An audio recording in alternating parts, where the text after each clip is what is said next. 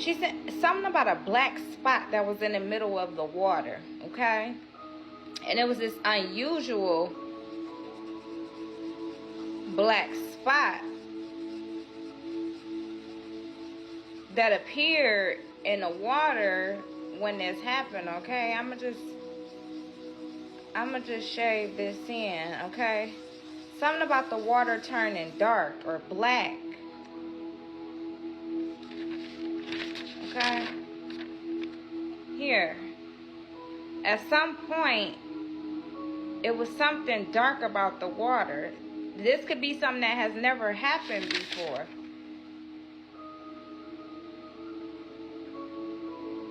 But it was a black spot. Whatever that black spot is,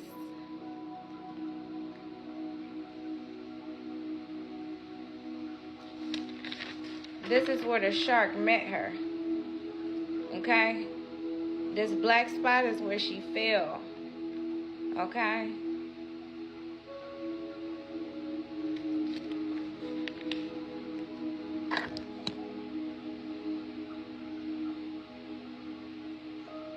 Yeah, O is on this rock as well, okay?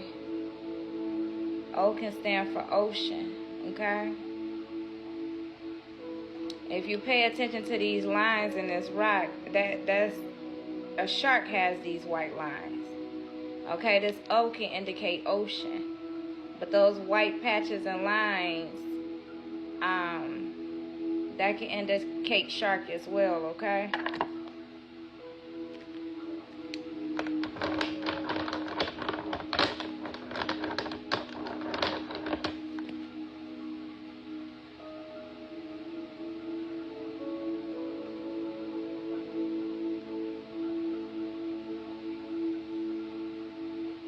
Yeah, something about a bite. If you look right here, I don't know if you can see it, that like a chunk of something was took out of there, okay? It was a chunk of something took out of this part right here. I'm not sure if y'all can see it though, okay?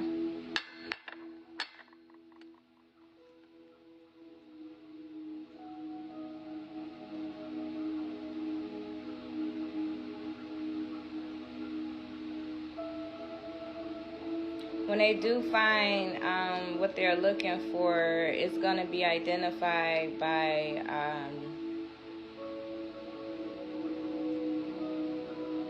dental records.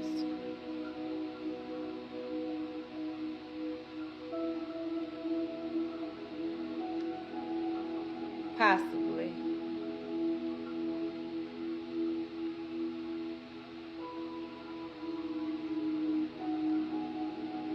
Hey guys, so the aunt of the girl who was on the paddleboard who was trying to rescue Trinity Esslinger and her mother has spoken out detailing what she witnessed happen when Trinity Esslinger was taken away by that current. Take a listen. If you guys have been missing my previous videos where Trinity's mom's boyfriend has spoken out and where I've broken everything down, just make sure that you click this comment and you can see the thread of videos that I have to get yourself caught up on this case. I had just been on the paddleboard moments before the incident. I encouraged my niece, who is an RN, to get on the paddleboard. Even though she didn't want to, I was encouraging her to do so. I was following my niece as she was riding on the paddleboard, yelling at her to sit down because I saw the waves getting stronger, and I was about waist deep as this was going on. I was in between her and the paddleboard and the shoreline. I saw the boat and the man that reached his hands into the water, and I was holding on to two hands. I heard the cries for help, and then I saw Trinity's mom pop out of the water. My niece quickly paddled over there and started trying to hand her the oar as I saw the boy being pulled onto the boat. As they were paddling back to shore, the lady who was just screaming over and over again to help her baby, help Trinity. As I heard the cries for help, I quickly yelled to my 10-year-old daughter on the shore to please throw me her goggles, because I was already so far in because I had seen what the waves were doing. I quickly grabbed the goggles, put them on, and started diving over and over again, swimming out deeper and deeper. As I was going down and up, all I could see as I was searching for this little baby was in front of me after this little drop off where you could see everything. I just saw darkness, nothing but pure darkness. My niece's husband then joined me in the search as we just kept diving over and over.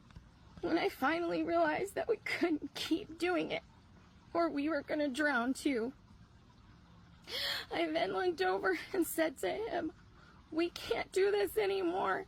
It's too much darkness." It seemed like forever. I just kept going down and holding my breath and looking. I just kept praying to God that He would show her to us. But it was God's way of the way everything worked out, and my niece being on the paddleboard when she was to pull her mama safely up on that paddleboard. When I realized that there was nothing more we could do, and all I knew we could do was float, and I told him that, I heard her mama's wails and screams get louder and louder. I knew by the feel of the currents that we were just waiting to be rescued ourselves. I was so glad that I was the one in between where the paddleboard was and the shoreline, because they were able to hear me at the shoreline. When I called 911, 911, 911, my husband heard and immediately called. When we realized we could do nothing more, he then used the paddleboard again to swim out to us to bring us back to safety. Even though we were not supposed to be at that location that night, I believe it was God's plan for us to be there, to be able to help save Trinity's mama's life, and to be able to do our best to do all we could in this horrible, horrible tragedy. Search efforts for Trinity are still underway, and the water authorities are saying that this is a recovery, not a rescue.